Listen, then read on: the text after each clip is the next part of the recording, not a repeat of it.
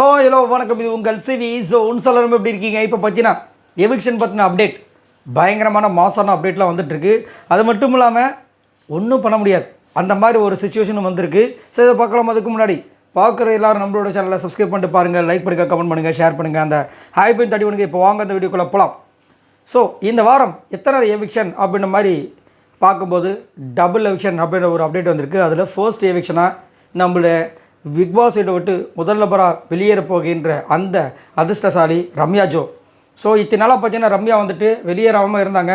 நிறைய வாட்டி வந்து லாஸ்ட்டில் வந்தாலும் அவங்களுக்கு வந்துட்டு மேலே இருக்கிற ஆட்களை வெளியே போயிட்டு இருந்தாங்க. குறிப்பாக பிரஜன்லேருந்து அதுக்கு முன்னாடி வந்த பிரவீன்ராஜ்லேருந்து நிறையா டைம் நம்ம நடந்திருக்கு. ஸோ இந்த வாட்டி ரம்யா ஜோ எவிக்ட் செய்யப்பட்டார்கள். காரணம் உங்களுக்கே தெரியும். ஏன் போயிருப்பாங்கன்னா, போன வாரமே வந்து விஜய் சேதுபதி கிட்ட நேரடியாகவே பேசியிருப்பாங்க. அது ரொம்ப பெரிய தவறு, நான் கிளம்புறேன் சார் அப்படின்னு சொல்லியிருப்பாங்க. அந்த ப்ரொசீஜரில் நீங்கள் ஃபாலோ பண்ணிங்கன்னு அவர் சொல்லியிருப்பார். அதுக்கப்புறம் மன்னிப்பு கேட்டிருப்பாங்க. அது வந்து ஒரு ஜட்ஜ், ஒரு ஹோஸ்ட்டாக இருக்கிற ஒருத்தரை வந்து அவமானப்படுத்துகிற மாதிரி ஒரு விஷயம். அவர் கேள்வி கேட்டவொடனே நீங்கள் கோவப்பட்டீங்கன்னா இது என்ன அப்படி தான், புரியுதுங்களா? ஸோ அப்போவே நான் நினச்சேன், சரி ரம்யா வந்து அவங்களே கெடுத்துக்கிட்டாங்க, அவங்க கிளம்பிடுவாங்கன்னு. ஸோ ஃபஸ்ட்டு எவிக்ஷன் அவங்க போயிருக்காங்க. ரெண்டாவது எவிக்ஷனில் தான் வந்துட்டு பயங்கரமான ஒரு பிரளயம் ஏற்படுத்திருக்கு. அது மட்டும் இல்லாமல் ரம்யாவுக்கு வந்துட்டு அன்அஃபிஷியல் ரேட்டிங்ஸில் லாஸ்ட்டில் தான் இருந்தாங்க. ஓட்டு கம்மியாக இருந்துச்சு.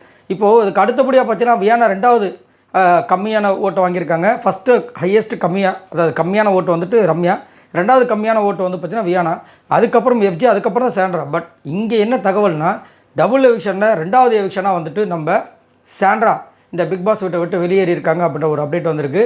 ரொம்பவே கஷ்டமாக இருக்குது. ஏன் அப்படின்னா, போன வாரம் தான் ப்ரெசென்ட் பண்ணார். அதுவே நம்மளால் வந்துட்டு இது பண்ண முடியல. ஏன்னா அவர் அப்போ தான் சூப்பராக வந்து கேமை ஸ்டார்ட் பண்ணார். ரொம்ப திறமையான ஒரு போட்டியாளர். ஒன்று சாண்ட்ராவை கூட அன்றைக்கி அமைச்சிட்டு ப்ரெசென்ட் அப்படி வச்சு அடுத்தடுத்த இதுக்கு கூட்டு போயிருக்கார். நல்ல ஒரு திறமையான ஒரு போட்டியாளர், நல்ல ஒரு நடிப்பு திறமை இருக்குது அவர்கிட்ட. கேம் அவ்வளோ இன்வால்மெண்ட்டோடு விளாண்டார். ஆக்சுவலாக அப்போ தான் புரிஞ்சு விளாண்டார். சாண்ட்ரா கிட்டேருந்து பிரிஞ்சு விளாண்டார். ஆனால் பார்த்தீங்கன்னா அந்த வாரம் பிரச்சனை அமுச்சு விட்டாங்க. இந்த வாரம் முழுக்க பார்த்தீங்கன்னா அவர் போன சோகத்திலே பேசிகிட்டு இருந்தாங்க. அதுக்கப்புறம் பார்த்தீங்கன்னா நிறைய இந்த எவிக்ஷன் டைம்லேயும் பிக் பாஸே சொல்லியிருப்பார், அங்கே 4 பேர் நிற்க வச்சுருக்க, வெளியில் அனுப்ப முடியாதுன்னு. ஸோ அதை வச்சுலாம் பார்க்கும்போது ரைட்ரா, அப்போ சாண்ட்ரா வந்துட்டு டாப் 5ல் வந்துடுவாங்க அப்படின்னு நினச்சேன். பட் இப்போ என்னென்னா சாண்ட்ரா வெளியேறி இருக்காங்க அப்படின்ற ஒரு அப்டேட் வந்திருக்கு. நான் முதல்ல உங்ககிட்ட ஒரு விஷயங்கள் சொல்லியிருப்பேன். என்னென்னா, எஃப்ஜே ஒரு வேளை இந்த வாரத்தை தாண்டிட்டாருன்னா கண்டிப்பாக டாப் 5ல் வந்துடுவார். ஏன்னா அவருக்கு அடுத்த வாரம் ஃப்ரீ ஸ்டாஸ்க்கோ சம்திங் இல்லை டிக்கெட்டு ஃபைனலே வந்தாலும் வந்துட்டு அவர் டிக்கெட்டு ஃபைனலில் கலந்துக்கிட்டாருன்னா அவருக்கு தான் அதை அடிப்பார். வேறு யாருமே அவருக்கு ஈக்குவலுக்கு கண்டிப்பாக பண்ண மாட்டாங்க. ஏன்னா திறமை, அவ்வளோ திறமை இருக்குது எஃப்ஜே கிட்ட.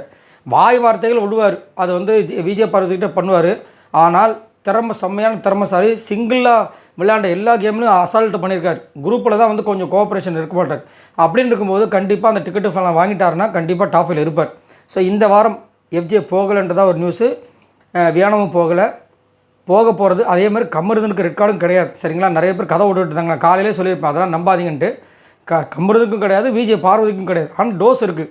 ஸோ இப்போ வந்துட்டு இந்த தகவல் என்னென்னா, ஃபஸ்ட்டு ரம்யா, ரெண்டாவது வந்து சாண்ட்ரா இந்த பிக் பாஸ் விட்டு போகிறாங்க.